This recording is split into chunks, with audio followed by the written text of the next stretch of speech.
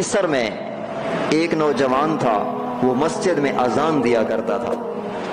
کافی عرصے تک اس نے اذان دی مسجد میں، بڑا نیک آدمی تھا، اس کے چہرے سے بھی رونق ٹپکتی تھی۔ مصر کے اندر یہ مسجد میں ایک اذان دیا کرتا تھا۔ پہلے دور میں لوگ اوپر چڑھ کر مینارے کے اوپر اذان دیا کرتے تھے، تو وہ ایک دن مؤذن اوپر چڑھا۔ بعض علماء نے کہا کہ 40 سال تک دیتا رہا، بعض نے کوئی اس کی مدت نہیں لکھی، بس یہ کہا کہ مصر کی مسجد میں یہ اذان دیا کرتا تھا۔ اذان دینے کے لیے مسجد کے اوپر چڑھا مینارے پر، ساتھ ایک عیسائی کا گھر تھا۔ جیسے اذان کے لیے اوپر چڑھا تو اس کی نظر پڑی اس لڑکی پر جو عیسائی کی بیٹی تھی، اور وہ خود بھی عیسائی مذہب رکھتی تھی۔ اس نے جیسے ہی دیکھا، یہ اذان دینے کے بجائے نیچے اترا، اس کے حسن کو دیکھا، خوبصورتی کو دیکھا۔ اب دیکھو، کافی عرصے سے مسجد کا خادم ہے، مسجد میں اذانیں دے رہا ہے، نیک انسان تھا، ساری زندگی مسجد میں گزار دی۔ تو اتنا نیک انسان کون تصور کر سکتا ہے کہ یہ کفر پہ مرے گا؟ کون تصور کر سکتا ہے؟ تو وہ مسلمان نیچے اترا، اس عیسائی لڑکی کے گھر گیا۔ اس عیسائی لڑکی نے کہا، آپ یہاں کس لیے آئے ہیں؟ اس نے کہا، آپ کے حسن و جمال نے مجھے پاگل کر دیا ہے۔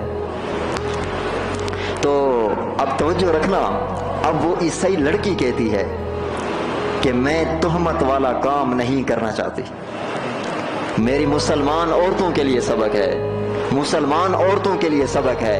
ایک عیسائی مذہب والی، ایک غیر مسلم عورت، ایک کافرہ عورت اگر یہ کہتی ہے میں اپنے مذہب پر دھبا نہیں لگاتی کہ میں برائی نہیں کرنا چاہتی، ایک عیسائی عورت ہے، میں تہمت والا کام نہیں کرنا چاہتی، آج کی مسلمان عورتوں کے لیے سبق ہے جو ایسے کاموں میں ملوث ہے۔ عیسائی مذہب کی عورت ہے، کہتے میں اپنے مذہب پر دھبا نہیں لگاتی، میں برائی نہیں کرتی۔ اس مؤذن نے کہا، میں آپ سے نکاح کرنا چاہتا ہوں، میں آپ سے نکاح کرنے کے لیے آیا ہوں۔ اس لڑکی نے کہا کہ میں عیسائی مذہب اور آپ مسلمان، تیرا میرا رشتہ کیسے ہو سکتا ہے؟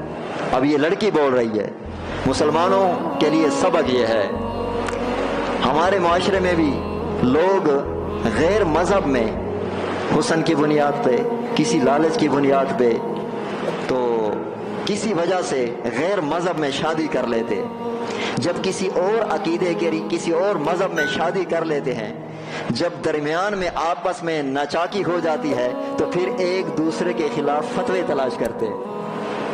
میں تو پہلے کہتا تھا کہ یہ ایسے لوگ ہیں، تو شریعت نے تو پہلے کہا ہے، ایک آسان سا فارمولہ شریعت نے دیا ہے، اور حضرت عمر فاروق رضی اللہ عنہ نے بھی اپنے دور خلافت میں کہا تھا، عیسائیوں سے رشتے مت کرو۔ عورت نوجوان کو لے جائے گی تو اپنے مذہب کے تحفظ کے لیے۔ اب یہاں دیکھو، عورت نے کیا کہا کہ میں عیسائی اور تو مسلمان، رشتہ کیسے ہوگا؟ اس کو اپنے مذہب کی کتنی اہمیت تھی۔